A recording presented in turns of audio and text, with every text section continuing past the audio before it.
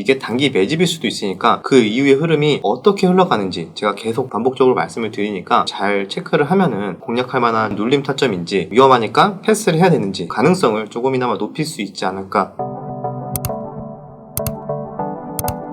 안녕하세요, 주덕입니다. 오늘의 차트 분석 시간 한번 가져보도록 할 텐데, 시작하기 앞서서 제 유튜브에 댓글로 제 계정을 사칭한 아이디가 주덕 한 다음에 옆에 상담 계정 이렇게 적어가지고 여러분들한테 댓글로 어디 들어와라 카카오톡 링크 보내고 이러는데요. 당연히 아시겠지만 혹시나 이제 당하시는 분들이 계실까봐 사칭이고요. 저는 따로 카톡방이나 이런 걸 운영하지 않고 따로 금전이나 이런 거 절대 요구하지 않는다는 거 반드시 명심하셔서 다른 계정 하고 이러지 않습니다. 그런 사칭에 속지 마시고, 주덕 스터디 카페도 마찬가지. 거기에서도 사칭 또는 광고하는 분이 들어와가지고 이런저런 쪽지 보내고 그러는 것 같은데, 자, 그런 것도 절대 당하지 않으시길 바라겠습니다. 바로 오늘의 차트 분석 시간 넘어갈 텐데, 오늘은 거래량, 정기적으로 거래량의 중요성에 대해서 계속 말씀을 드리는데, 오늘도 여러 가지 측면에서 거래량이 이렇게 감소를 하면은 어떤 의미를 갖고 있는지 그런 거에 대해서 한번 공부해 보도록 하겠습니다. 지금 목 상태가 좀 안 좋아서 조용히 말씀을 드리니까 그 부분만 조금 양해 부탁드리도록 하겠습니다. 자, 일단은 오늘 유일로보틱스가 상한가를 갔죠. 삼성 관련해서 로봇 공장 이런 뉴스가 나왔지만, 그래서 전반적으로 로봇주들이 다 좋은 흐름이 나왔어요. 유일로보틱스가 가장 좀 대장의 역할을 좀 했고, 자, 이런 게 좀 중요해요.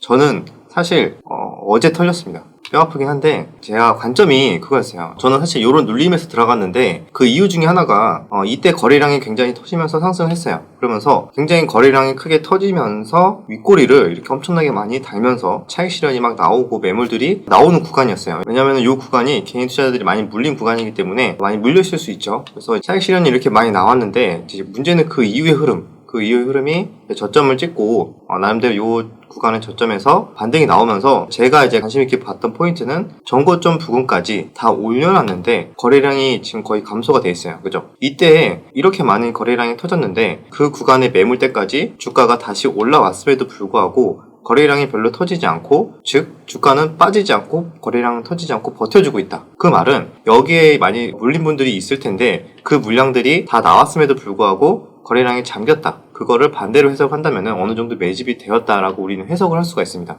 그래서 거래량을 단순하게 그냥 줄였으면 좋다, 올라갈 때 증가했으면 좋은 거다, 이렇게 단순 암기를 하는 게 아니라, 이때 터졌던 거래량 지금 또 어디 갔지? 그리고 저점을 계속 높이고 있네?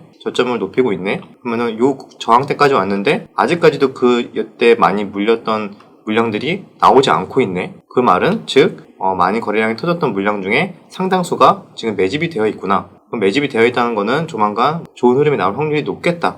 이 정도를 유추를 하면서 차트를 분석을 하는 거죠. 그런 거래량을 보는 관점에 대해서 이렇게 볼 수 있다 말씀을 드리고, 문제는 저는 이제 그거를 잘 봐놓고 조금 상승했을 때 이제 팔고 나왔고요. 이 다음날 이렇게 상한가 갈 줄을 누가 알았겠습니까? 와, 이게 바로 다이렉트로 이렇게 갈 줄은 몰랐는데 오늘 하루 종일 잘 구경했습니다. 네. 자, 그리고 다음 종목 이제 하나 에어로스페이스인데, 제가 매매를 조금 했어가지고 말씀을 좀 드리려고 합니다. 제가 했던 관점도 비슷해요. 자, 이날 분봉을 보시면은 거래량이 굉장히 크게 터지면서 이제 기준봉을 만든 날이죠. 이날 호재가 나오면서 하나 그룹 이제 재편 관련해서 방산을 이제 흡수하고 그런 과정에서 호재가 나오고, 그걸 이제 시장에서 좋게 받아들여서 거래 대금이 굉장히 크게 터지면서 좋은 흐름이 나왔습니다. 그러면 이날만 해도 거의 6천억 이상의 거래 대금이 터졌어요. 그 다음날 한번 흐름을 봤어요. 그 다음날 흐름을 봤는데, 오전에는 잠깐 이렇게 거래 대금이 살짝 터지는 게 나왔는데, 그 이후에 오후장 내내 주가가 별로 빠지지 않고 있는데 거래량이 거의 사라졌습니다. 그죠? 거래량이 거의 감소한 상태. 아마 요날과 한번 비교를 해보세요. 요날과 요날. 이날 비해서 바로 하루만 지났는데 거래량이 이렇게 감소했어요. 근데 여기서 포인트는 거래량이 이렇게 줄면서 뭔가 하락을 해도 나쁘진 않긴 한데, 그래도 하락하는 것도 아니고 오히려 버텨준다? 그러면은 오히려 좀 더 이걸 긍정적으로 볼 수가 있는 거죠. 왜냐면은 거래량이 없이 주가가 빠지지 않는다는 거는 기간을 짧게 보는 거잖아요. 근데 제가 방금 그 전에 설명드린 유일로보틱스 같은 경우에는 기간을 좀 더 길게 본 상태에서 거래량의 측면을 봤다면은 이거는 같은 관점이에요. 같은 관점인데 하루 이틀 관점에서, 단기 트레이딩 관점에서 봤을 때 어제 이렇게 많이 거래량이 터졌는데 오늘 그 물량들이 나오지 않고 거래량이 별로 안 터져주고 주가는 빠지지 않고 버텨주고 있다. 그 말은 어제 들어온 물량들 중에 상당수가 지금 단기 매집이 돼 있구나. 물론 언제든지 나올 수 있겠지만 나오더라도 주가를 조금이라도 올려놓고 상승을 시켜놓고 매물이 나올 수가 있겠다. 이렇게 예측을 할 수 있고, 그러면은 이렇게 물량이 잠긴 상태에서 거래량 없이 횡보를 하는 구간, 이런 구간도 어떻게 보면은 잠깐의 짧은 기간 조정이지만 짧은 기간 조정 눌림목 타점으로 공략을 아마 하신 분들이 꽤 있었을 거예요. 저도 이 구간에서 좀 일부 공략을 했고, 오전에 시세가 나올 때 적당히 이런 구간에서 이제 팔고 나왔었습니다. 그리고 나서 이제 차익 실현이 좀 나왔죠. 나오면서 주가가 빠졌는데, 자, 어쨌든 이런 거래량이 감소하는 거에 대해서 우리는 의미를 한번 생각을 해볼 필요가 있어요. 문제는 그냥 평상시에 거래량이 없는 종목들이 그냥 계속 감소하는 거 좋다고 말씀드리는 게 아니에요. 거래량이 최근에 의미 있게 상승이 나오고 거래량이 터져줬는데, 그리고 나서 주가가 크게 약간의 조정 또는 크게 빠지지 않는 상태에서 거래량이 감소 또는 주가는 버텨주는데 거래량이 거의 없어지고 있다. 그 말은 어느 정도 매집이 돼 있고 그 물량이 물론 바로 나올 수도 있지만 단기적으로는 아직 지금 잠겨 있다. 그렇다면 이 물량을 팔기 위해서는 단기적으로 조금이라도 주가를 올리려고 할 것이다. 근데 그 주가를 올리려는 그 폭이 하나 에어로스페이스처럼 구간이 한 6% 정도 될 수도 있는 거고, 유일로보틱스처럼 상한가를 보낼 수도 있는 겁니다. 그래서 그런 구간에 대해서는 알 수는 없지만 우리는 이 주가가 거래량과 같이 움직이는 이런 조합을 보고, 얘가 지금 이런 상황이구나. 그러면 당연히 100%는 없죠. 100%는 없기 때문에 내가 이렇게 예상을 했는데 예상과 완전히 반대되는 흐름이 나와준다면은 당연히 손절이나 그런 대응으로 이제 대응을 해야 되는 거고, 가능성을 높게 보고 이런 식으로 내가 분석을 했다. 그러면은 거기에 맞게 흐름이 계속 유지되고 주가가 역시 빠져주지 않고 버텨준다. 그러면은 예상대로 내가 원하는 흐름이 나오는 거니까 거기에서는 이제 거기에 맞게 수익 실현을 하고, 또는 더 과감하게 또 때로는 미주 배팅도 하고 거기는 이제 응용의 단계겠죠. 그런 식으로 반복 공부를 하시면 됩니다. 타점이라는 게 거래량을 보고 하시는 분들도 있고, 이평선 보고 하시는 분들도 있고, 아니면은 단순 분봉상의 지지저항 때 재료 보고 하시는 분들도 있고 다양해요. 그래서 그런 것들을 확실하게 보는 관점들을 보고 맞아 떨어지는지, 내가 계속 보는 관점들이 확률이 높구나, 계속 여러 번 맞는구나 라면은 그거를 확실하게 계속 비슷한 구간들을 찾아내서 반복적으로 하고 욕심을 내려놓고 기계적으로 매매하는 게 어떻게 보면 단기 트레이더로서 좀 기본적인 자질이라고 보시면 돼요. 굉장히 쉬운 것 같지만 매매를 실전으로 하다 보면은 똑같은 구간에서 계속 반복적으로 매매한다는 게 생각보다 쉽지 않아요. 왜냐면은 자주 나오지 않으니까 괜히 저기도 눈이 가고 저기도 눈이 가고 저기서 막 갑자기 번쩍번쩍 급등 나오면은 저것도 매매하고 싶고 막 그러거든요. 그래서 그런 것들을 최대한 내가 그거를 확실하게 검증한 게 아니라면은 내게 아니다 생각을 하고 그냥 보내주고, 내가 잘할 수 있는 타점만 잘 노리고, 내가 또 새로운 거 계속 또 연구를 할 수 있겠죠. 그래서 그거는 따로 하면서 내가 잘하는 것만 확실히 검증이 된 것만 절제를 하면서 매매를 하는 게 정말 중요합니다. 이 거래량에 대해서는 계속 반복적으로 말씀드려도 괜찮아요. 왜냐면 그만큼 중요하고 아무리 강조해도 지나치지 않다.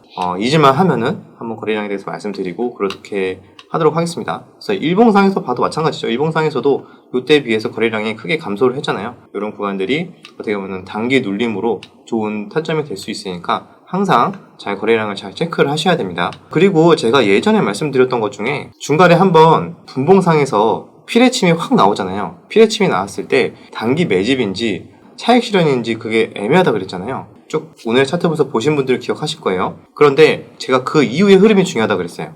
그 이후의 흐름이 뭐라 그랬죠? 피레침이 나오고 나서 그 이후에 저점을 오히려 지켜주면서 저점을 높여주는 흐름이 나와준다면은 이건 단기적으로 매집일 확률이 높다 이렇게 말씀을 드렸었고, 피레침 이후에 저점을 뚫고 내려간다면은 단기 차익 실현이 나왔으니까 이건 좀 조심할 필요가 있다 이렇게 설명을 드렸죠. 근데 그런 사례가 예전에 설명드렸는데 그게 오늘 복습할 만한 좋은 사례가 나와서 그 부분까지 말씀을 드리고 마무리하도록 할게요.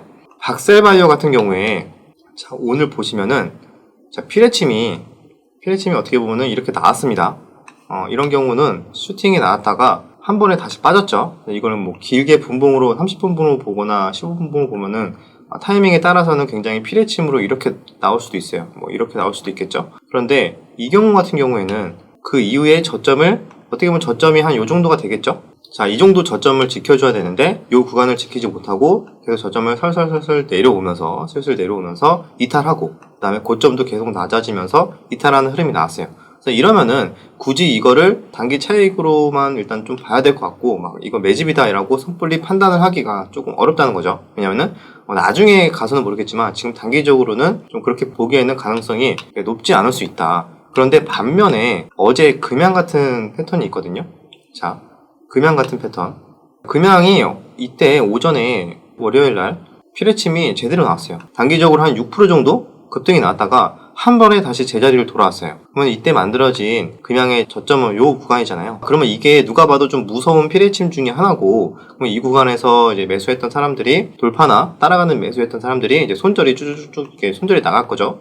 그런데 만약에 이게 진짜 차익 실현이라면은 저점을 뚫고 야금야금 하락을 하는 흐름이 나와준다고 말씀을 드렸는데, 이번에는 이 저점 구간을 지켜주면서 갑자기 이상하게 주가가 야금야금 올라요. 야금야금 오르는 흐름이 나옵니다. 이렇게 쭉쭉쭉쭉. 그리고 나서 이러다가 다시 빠지는 거 아니야? 라고 생각했는데 다시 야금야금 올라와줘요. 이 저점을 이탈하지 않고 오히려 계속 올라와주는 이런 흐름들. 그리고 이때 거래량이 터졌는데, 이때는 거래량이 터지지 않았는데 거래량이 다시 이렇게 터졌던 구간까지 다시 올려놨어요. 이거는 또 다시 처음에 말씀드렸던 거래량 보는 방법. 거래량이 이전에 터졌는데 다시 그 저항대까지 올랐는데 거래량이 많이 줄어들었다. 그럼 일부는 매집이 돼 있다. 그 구간과 어떻게 보면 다 통하죠. 그래서 이렇게 보면은 요게 차익 실현이 아니라 매집일 확률이 높겠구나. 이게 만약에 차익 실현이었다면은 굳이 여기에서 추격 매수하다가 따라 붙은 개인 투자자들을 지금 다시 다 친절하게 다 탈출을 시켜주고 있잖아요. 그것도 거래량도 별로 없이.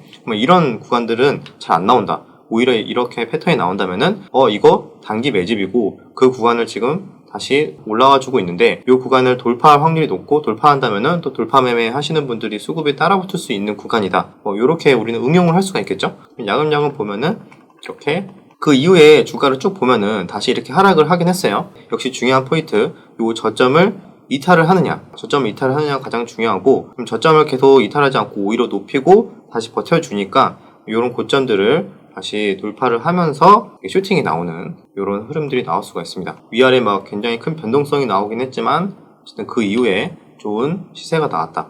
그래서 이렇게 중간에 피해침 분봉이 나오더라도 이게 한번 나왔다고 해가지고 그냥 이거 그냥 안 보는 게 아니라 그 이후의 흐름, 이게 단기 매집일 수도 있으니까 그 이후의 흐름이 어떻게 흘러가는지 제가 계속 반복적으로 말씀을 드리니까 그 부분을 잘 체크를 하면은 공략할 만한 적절한 눌림 타점인지, 조금 위험하니까 패스를 해야 되는지, 거기에 대해서 조금 가능성을 조금이나마 높일 수 있지 않을까 이렇게 생각을 합니다. 자, 오늘은 이 정도 간단하게 거래량의 중요성에 대해서, 그 다음에 피레침 분봉이 나왔는데 그게 단기 매집인지 여부를 판단하는 방법까지 좋은 사례가 나와서 그 부분을 함께 공부를 해봤습니다. 자, 이런 관점들이 계속 하나 둘씩 늘어난다면은 여러분들도 이제 차트를 보는 눈들이 서서히 바뀔 거라고 생각을 하고, 그게 장기적으로 본인만의 하나하나 이제 무기가 되니까요. 10번 공부하다 보면은 실전에서 한번 제대로 적용할 수가 있는 거예요. 공부하자마자 바로 내게 되는 게 아니라 많이 해야 실전에서 적용을 할 수 있다. 이런 생각으로 하시다 보면은 좋은 성과 있을 거라고 생각을 합니다. 추가적으로 디테일하게 많이 하고 싶다 싶으신 분들은 네이버 주덕 스터디 검색하셔서 카페에 오시면은 정기적으로도 좋은 내용들 공유를 해드리니까 오시면은 좋을 것 같습니다. 자, 여기까지 내용이 유익하셨다면 구독과 좋아요, 댓글 부탁드리도록 하겠습니다. 그럼 다음 영상에서 뵙겠습니다.